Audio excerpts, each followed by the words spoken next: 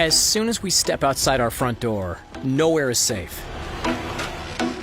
As powerful as humankind is, there is something much larger than us, something much more dangerous calling the shots: Mother Nature.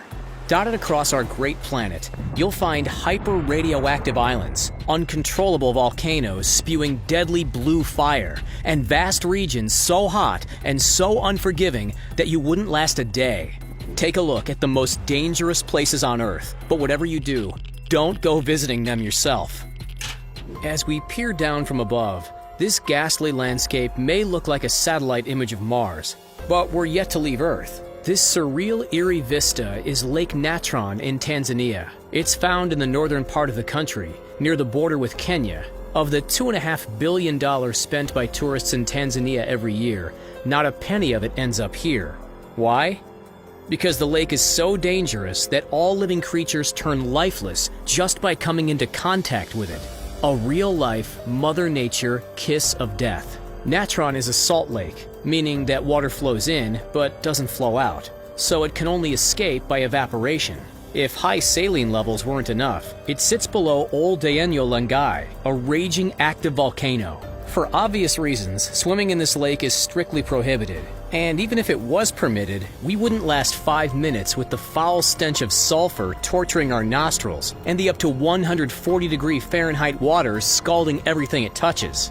From Africa to South America, thrill seekers from all over the world are warned about the treacherous Yungas Road in Bolivia. It's been dubbed Death Road, and it's not hard to see why. The 43-mile-long twisting and touring mountain route has danger written all over it. If the constant threat of fog and landslides weren't enough to scare off visitors, the dramatic, steep 2,000 feet cliffs at every turn ought to do the trick. That's a fall higher than the entire Empire State Building. Nearly 300 drivers met their fate every single year until 1994, with numerous memorials scattered along the dirt path. The road connects Bolivia's capital, La Paz, to the town of Coroico, and until 2009, it was the only means of transport between the two. Thankfully, an alternative has since been built. Believe it or not, Yungas Road has become a tourist hotspot in recent years, with adrenaline junkies coming far and wide, paying around $75 American for the thrill of a lifetime. You must sign a liability waiver before completing the activity, and insurance is not included. So, would you be brave enough? Jetting away from the middle of Bolivia and out yonder to the middle of the ocean, at first glance, with its sandy beaches and swaying palm trees, this looks like Richard Branson's $42,000 a night Paradise Island. But upon closer inspection, it's a very dangerous, very threatening hell on Earth. In the wake of World War II, the United States of America decided to resume nuclear testing. Its scapegoat? Bikini Atoll, an island oasis in the Pacific about halfway between Hawaii and Australia. We all know the devastating effects of the Hiroshima bomb, right? Well, one of the weapons used on Bikini Atoll, a 15-megaton, $2,666,000 Bravo thermonuclear bomb exploded with 1,000 times more force that the one in Hiroshima vaporized 3 islands in the process. It was just one of 23 atomic and hydrogen bomb blasts in the 1940s and 1950s in the area. For decades, Bikini was affected by significant levels of radiation, and inhabitants were ordered to abandon their homes. Even today, the soil remains hazardous, and living organisms struggle to thrive. As long as the food is imported, it is deemed safe to live and visit. However, a number of question marks remain present. While we're on the topic of radioactivity ripping through communities, there's one place that immediately comes to mind. Yep, we all know it. Chernobyl. On the 26th of April, 1986, the number 4 nuclear reactor in the Chernobyl nuclear power plant exploded. Chaos ensued, lives were lost, and a 1,000 square mile exclusion zone was forced to be implemented. Anyone who got too close to ground zero risked diabolical health concerns, and sometimes it took years for the effects to surface. But when they did, there was no rewriting history, and the billions of dollars of medical bills piled up. Today, the eerie crumbling Ferris wheel in Pripyat and the untouched abandoned buildings are not only reminders of the disaster, but also emerging tourist attractions. As the concept of dark tourism gains traction, more and more people are spending hundreds of dollars on guided tours through the radioactive area. On these tours, you can view the new confinement structure that covers the former No. 4 reactor, which was estimated to cost $2.3 billion, a mere sliver of the $235 billion in total damages. But don't touch anything, because the radioactivity levels still pose health risks. Have you ever seen something as spectacular as these stunning electric blue flames erupting from a volcano? It's beautiful, it's mesmerizing, and it's a recipe for disaster. These incredible images come from Kawah Ijen volcano in Indonesia, located near the eastern tip of Java Island, right about here.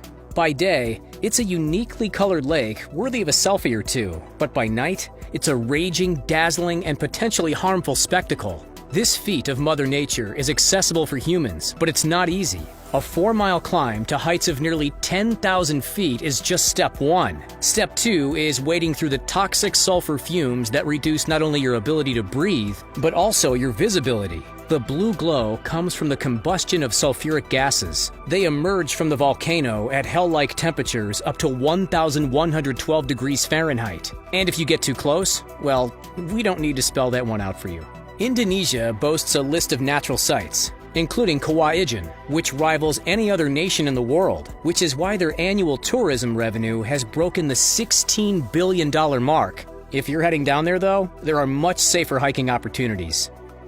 Split between the northeastern fringes of Ethiopia, southern Eritrea, and northern Djibouti, welcome to what thousands of travelers describe as the literal hell on earth. This is Africa's Danakil Desert, and while it may look like a colorful Willy Wonka paradise, it's one of the most alien places on earth. And we're not exaggerating there. The Danakil Depression is so otherworldly that scientists actually use as a comparison to study the possibility of life on other planets. Much of it is over 350 feet below sea level, and temperatures regularly exceed 122 degrees Fahrenheit or 50 degrees Celsius. With a number of so-called killer lakes, it's common to see insects and birds lay motionless around the perimeter of Danakil's sulfur springs, likely caused by drinking the sulfur-infused water or inhaling too much of the carbon dioxide-rich air. The hydrothermal areas in Danakil, those stunning geysers and lakes, are hotter and more acidic than anything in Yellowstone National Park.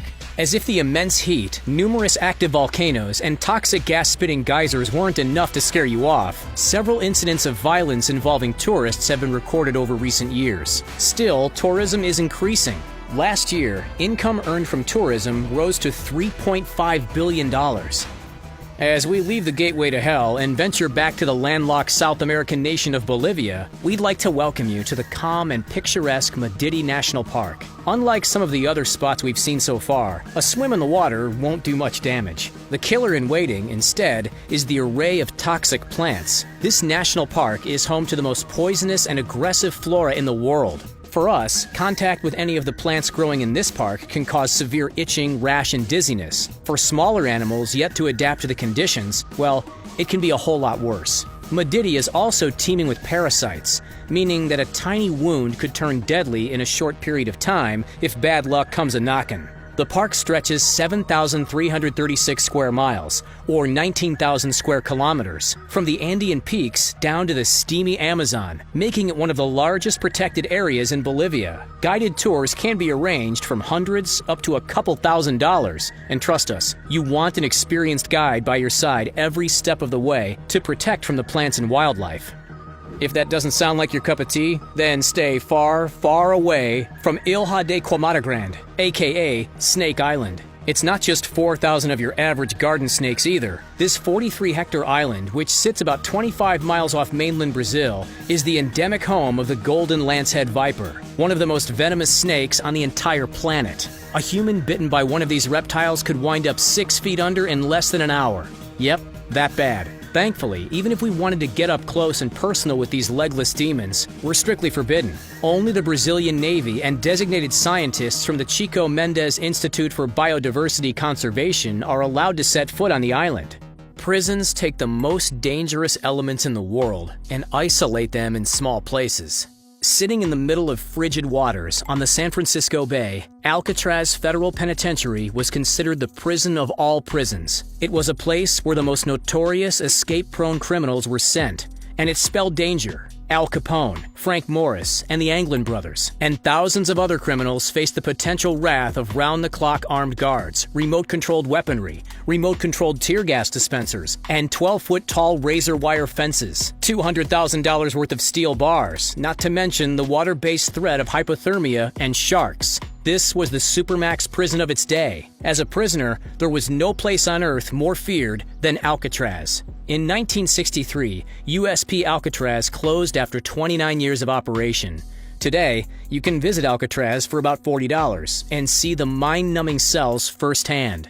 Despite a reputation as the Supermax prison of its day, the dangers at Alcatraz barely bat an eyelid compared to the modern USP Florence AD Max in Florence, Colorado. The dangers here lie with the prisoners.